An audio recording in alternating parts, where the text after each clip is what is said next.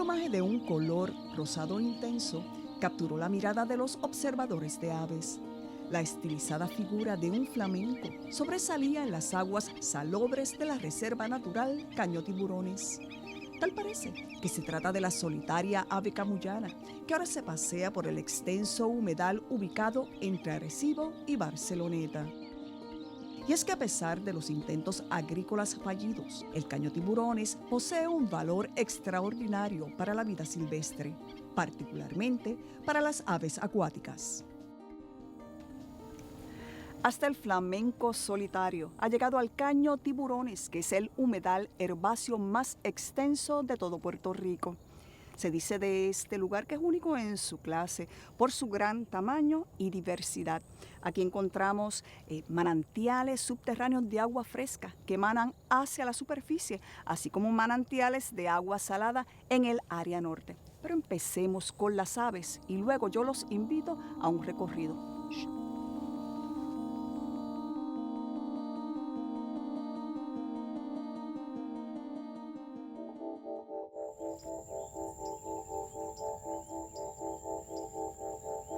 Porque ustedes saben qué es el flamenco de Camuy. Casi todos los años se reportan flamencos. De hecho, en la área de las Salinas de Cabo Rojo el año pasado hubieron 4 individuos jóvenes. Pero a diferencia de esos otros individuos, este flamenco se quedó en el área. Al igual que como hizo el flamenco de Camuy, sabemos que se había reportado que las charcas donde él disfrutaba allí en Camuy se secaron por la sequía que tuvimos tan severa. Y qué mejor lugar que el Caño Tiburones para él llegar, ¿verdad? Se mudó. Se mudó. Y aquí hay abundancia de alimentos. ¿De qué se alimenta él? Bueno, pues él se alimenta de algas y pequeños crustáceos que se encuentran en aguas salobres. Ok, que eso es básicamente lo que tenemos aquí. Sí. ¿Vienen muchas migratorias aquí? Sí. Wow, mira para allá, qué lindo. Por lo menos cerca de más de 100 especies de aves migratorias distintas. Pepe, ¿qué es eso que tenemos ahí? Déjame cotejar, no veo bien. Tengo una gallareta. Una gallareta. Sí, Por su riqueza ecológica, el Caño Tiburones es importante para la vida silvestre, en especial para la avifauna. Sergio, usted lleva muchos años estudiando las aves de este lugar, ¿verdad? Yo diría que con mucho empeño empecé como en el 1997. Para la década del 90 se habían reportado unas 81 especies de aves, 21 migratorias y unas 15 especies raras, de acuerdo al Departamento de Recursos Naturales. Los censos más recientes sobrepasan el centenar. Yo contaba con una lista de unas 81 especies, que fue basado, ¿no?, en un estudio que hizo Recursos Naturales. Ya en la actualidad ronda cerca de las 240 especies. Pues aquí pues lo más que abunda son las garzas, ¿no?, estas aves acuáticas, ¿no?, y asociadas a los sistemas estos conocidos, ¿no?, como palustres, ¿no?, de ciénaga. Durante todo el año, más bien en verano, que no están las aves migratorias, se podrían ver alrededor de unas 100 especies, pero ya cuando estamos en temporada de migratoria, es decir, desde agosto hasta marzo o abril, se duplica la cantidad de especies, ¿no?, porque ya entonces recibimos las especies de Norteamérica. El Caño Tiburones es uno de los recursos hidrológicos costaneros más importantes de Puerto Rico. Este mosaico natural en la región del Carso del Norte cubre una extensión territorial de unas 7,000 cuerdas de terrenos anegados. De estos, 3,805 cuerdas fueron declaradas reserva natural en el 1998. Estos son los mosaicos que nosotros podemos apreciar desde el aire. ¿Qué zona es esta de la reserva? Esta es la parte norte de la reserva. Aquí es donde dominan las cóncoras de agua salobre. ¿Qué son cóncoras? Son manantiales que florecen en este lugar. O sea que aquí tenemos cóncoras salinas y cóncoras dulces, entonces. Sí. ¿Cómo se llama este barrio aquí? Estamos en lo que se conoce como el sector víbora de Barceloneta. La delimitación de la Reserva Natural de Caño Tiburones no comienza hasta que termina la verja. Eso eran fincas anteriormente que se utilizaban para autoridades de tierra. Los límites, los deslindes de la Reserva Natural comienzan detrás de esa verja. Esto es uno de los paisajes más hermosos que yo he podido apreciar en Puerto Rico, donde vemos entonces esa zona kárstica allá a lo lejos y vemos finalmente cómo va acercándose ya a la costa, a través de todos estos cuerpos de agua. La verdad que esto es hermoso. Sí, es hermoso. Esto es bellísimo. Mira eso. Muy pocos de los cuerpos de agua que quedan en Puerto Rico como este. Los más que domina es una área inundada, que es como un humedal de laguna costera formado de agua dulce. Otro tipo de hábitat que domina en el lugar es el bosque herbáceo, que es la parte sur. Mientras más al sur te vas retirando, pues más composición de bosque herbáceo. Luego te sales de lo que es el bosque herbáceo, vas entrando en lo que son los valles y en la zona cárcica del norte. Hacia principios del siglo XX, esta franja de humedales comenzó a ser drenada por gravedad con el propósito de ganar terrenos para la siembra de la caña de azúcar. Los vestigios de diques y parcelas son evidencia de la intervención humana. Es que de la siembra de caña de azúcar se abandona esa práctica agrícola para sustituirla por la siembra de arroz. Sin embargo, la siembra de arroz no dio resultado porque ya los suelos estaban contaminados con cloruro de sodio, que es otra cosa que sales. Pues el arroz no podía germinar, no podía darse en el lugar. Y eventualmente entonces se abandona la agricultura de arroz. Una vez que sucede eso, el Departamento de Agricultura le cede los terrenos al Departamento de Recursos Naturales y Ambientales con el propósito de mantener un nivel adecuado que no fuera a impactar a las comunidades cercanas. La casa de bombas, construida hacia mediados del siglo XX, cuando ya no era posible continuar drenando los terrenos por gravedad, ahora tiene como función principal mantener los niveles de agua adecuados, evitando inundaciones en las comunidades establecidas en la periferia ante el abandono de la agricultura. Desafortunadamente, la falta de conocimiento de la hidrología del caño resultó en el fracaso de la actividad agrícola.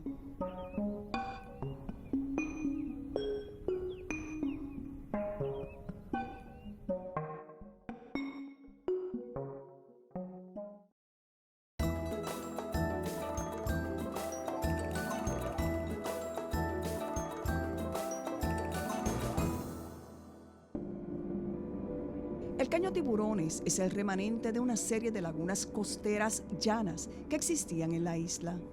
Hasta mediados del siglo XX constituía el humedal de mayor extensión geográfica, formado por depósitos sedimentarios marinos y orgánicos sobre las rocas calizas de la región norte.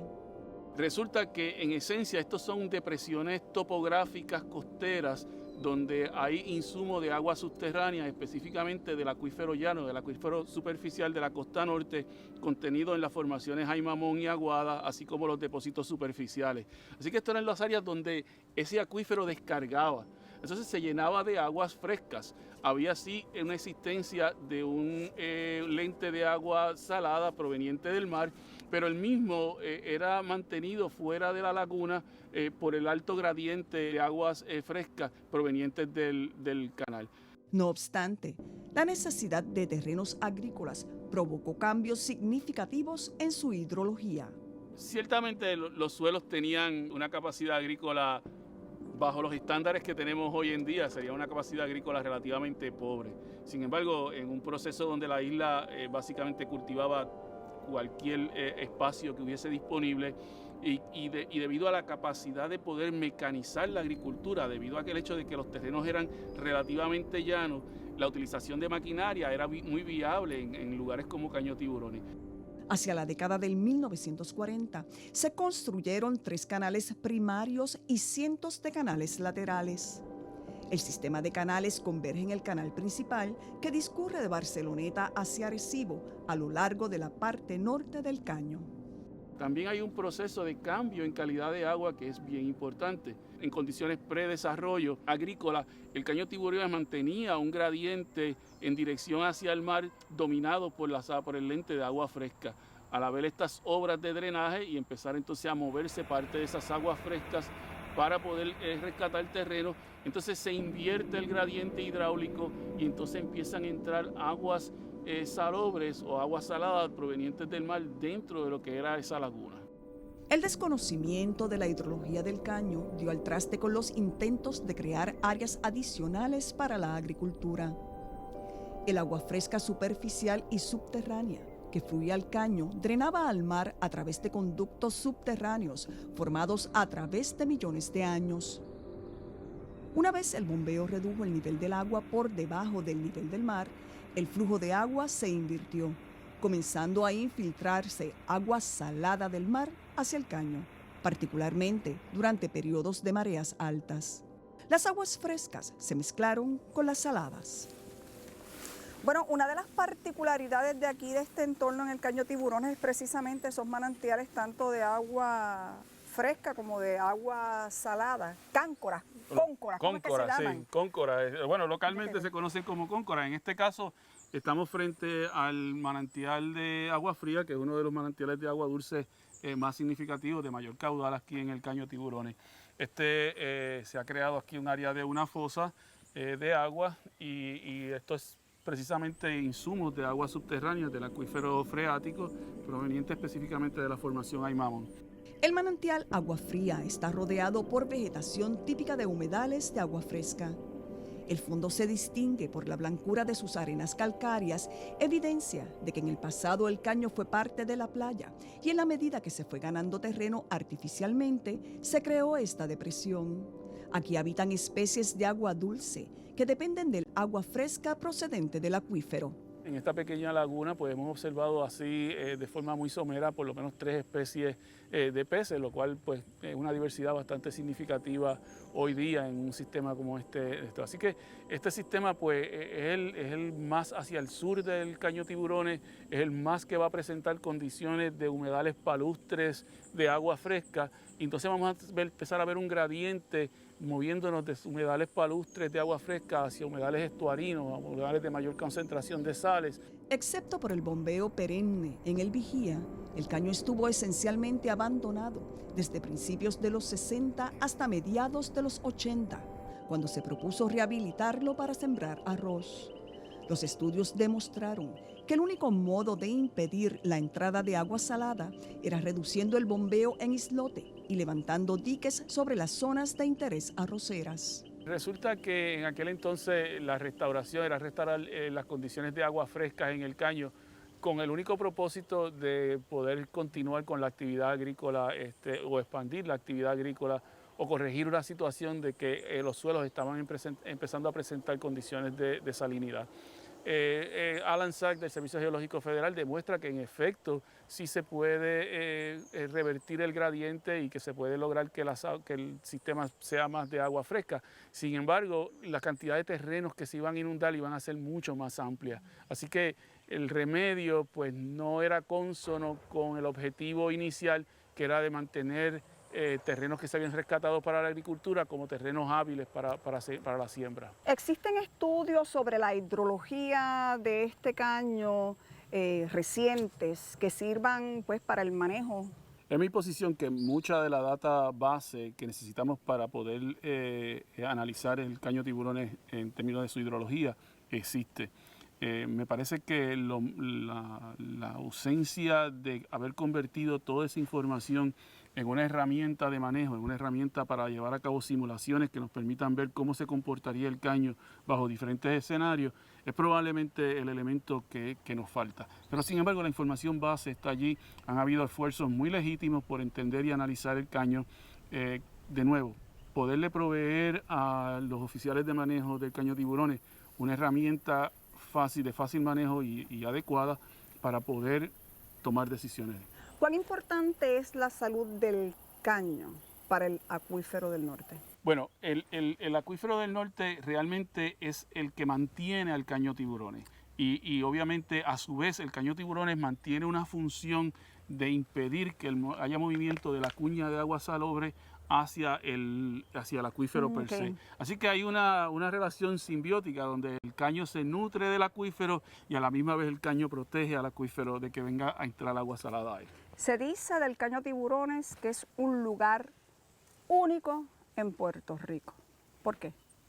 La diversidad de microecosistemas que existen, en la misma presencia, ese régimen hidrológico tan variante de aguas de profundidades mayores, de aguas de profundidades menores, de la ocurrencia de aguas salobres con la coexistencia con aguas dulces. Esa diversidad en el régimen hidrológico es precisamente lo que hace al sistema tan diverso y tan especial. Y cualquier visión de manejo del caño tiburones tiene que empezar con el manejo de las aguas.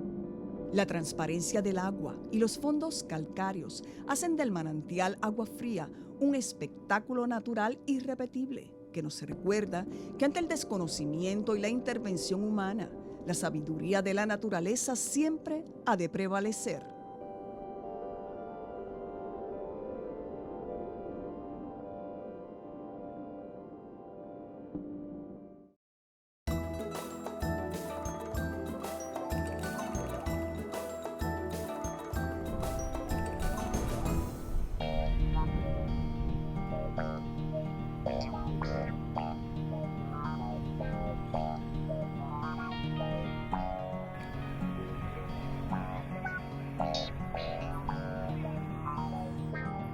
Nada, que la mejor manera para conocer genuinamente este caño es a través de una embarcación. ¿Verdad que sí? La parte acuática. La parte acuática. La parte de transición terrestre, pues en otros lugares te recomiendan también. Tempranito en la mañana, iniciamos el recorrido por los canales del Caño Tiburones.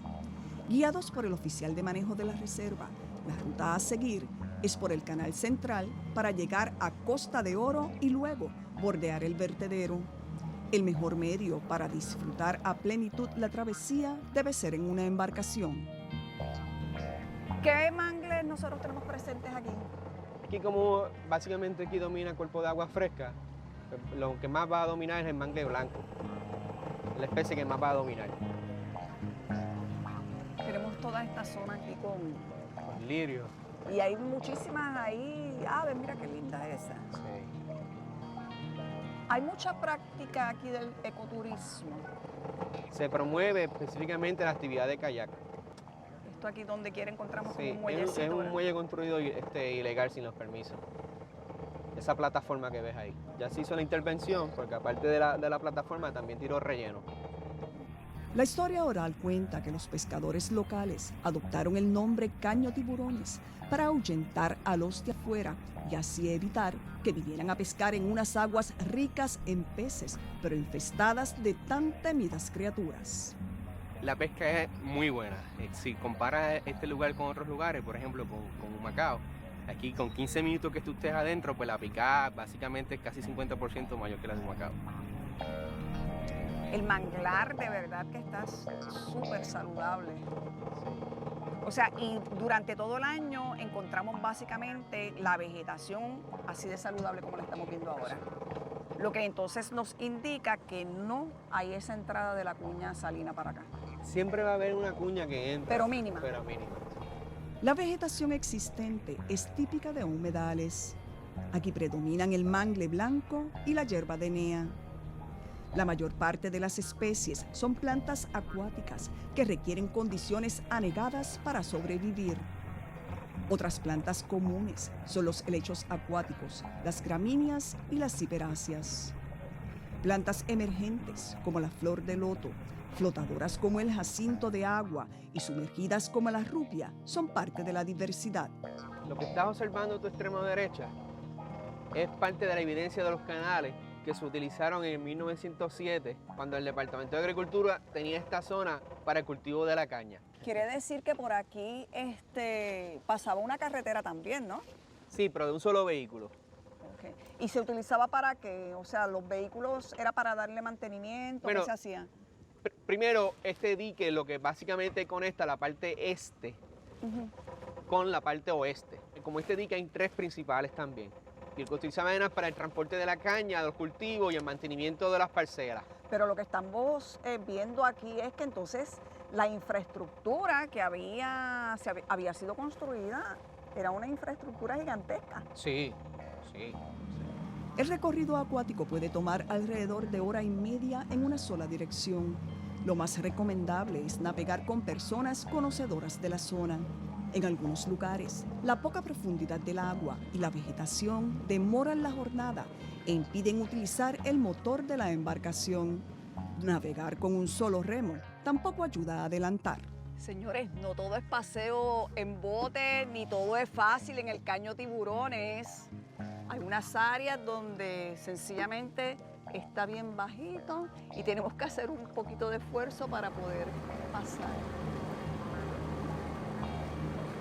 Hacia la parte sur de la reserva, que conecta con el sector Garrochales, se puede observar el vertedero de Arecibo, una de varias actividades humanas que atentan contra la salud y el paisaje de este cuerpo de agua. Sobre este relleno sanitario, que contempla siga operando hasta el 2030, se han levantado serias preocupaciones. Lo que nos preocupa de forma inmediata es la parte de los nitritos y nitratos. Son nutrientes que propician condiciones eutróficas. Y en las condiciones eutróficas, una de las consecuencias son las condiciones anóxicas del agua. Eso lo que significa es que hay una disminución, hay una reducción del oxígeno en el agua. Una de las consecuencias negativas es que tú tienes una mortandad de peces, pudiera ocurrir. Históricamente, la agricultura ha sido una actividad intrínseca a los terrenos que bordean el Caño Tiburones. La ganadería y la siembra de pastos ocupan grandes extensiones de terreno en las tierras secas. Gracias. Tenemos entonces aquí un área perfecta de transición, ¿verdad? Sí. Parte más importante de estos lugares es que beneficia a aquellas especies que no todo el tiempo van a estar en ecosistemas acuáticos. De hecho, nosotros vemos aquí cómo entonces la actividad agrícola va unida a la actividad a la conservación. Y un ejemplo de lo que pudiera ser el bosque modelo. O sea, donde vemos que está integrado prácticamente una diversidad de usos en un espacio que pueden ser compatibles entre sí. Podemos ver la actividad agrícola, podemos entonces ver aquí la actividad de conservación y a la misma vez podemos ver el sinnúmero de organismos que nosotros tenemos en toda la zona, ¿no? Sí, otro punto que no hemos discutido es que al tú mantener estos pastos bajitos, evita que otras personas vengan con malas intenciones a pegarle fuego, a prenderlo. Esa es otra ventaja también de tú tenerlos bajos. Porque esos son uno de los problemas también que se pueden encontrar que se dan en la zona, ¿no? Sí, en pasado hemos tenido problemas con algunas industrias cerca del lugar. Cuando ocurren estos incendios en la época de cuaresma, época de verano, en la época más seca en Puerto Rico, el humo, esa ceniza le llega hasta las industrias y han tenido que paralizar algunas veces las operaciones.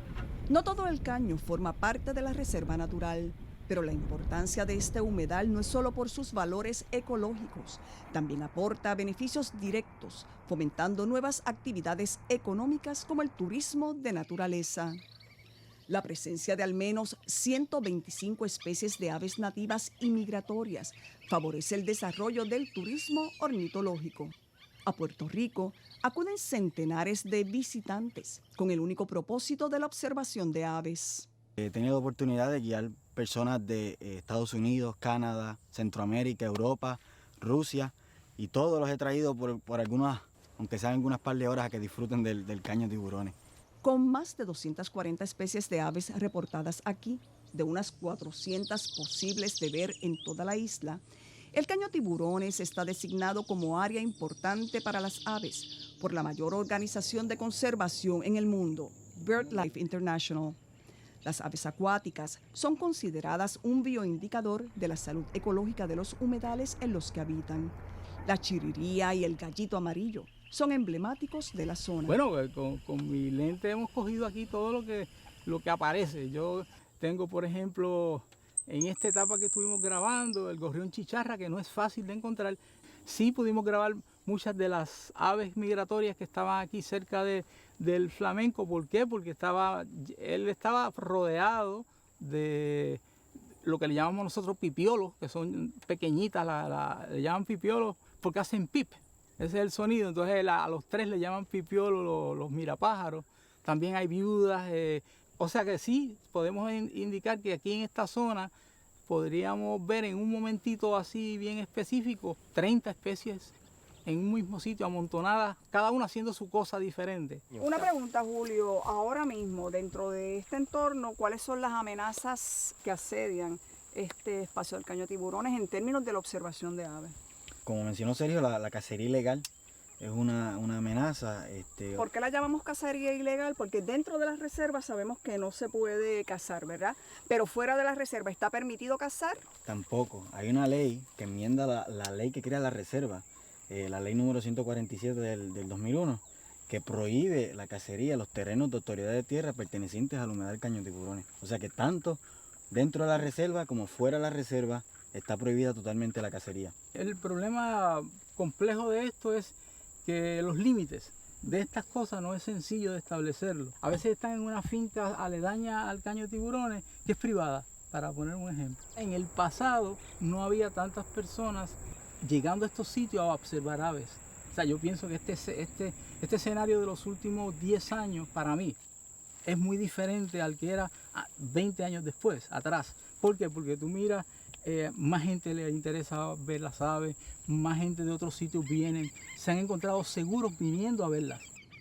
Al igual que la cacería ilegal, en el Caño Tiburones existen otros factores que ponen en riesgo la salud de este humedal.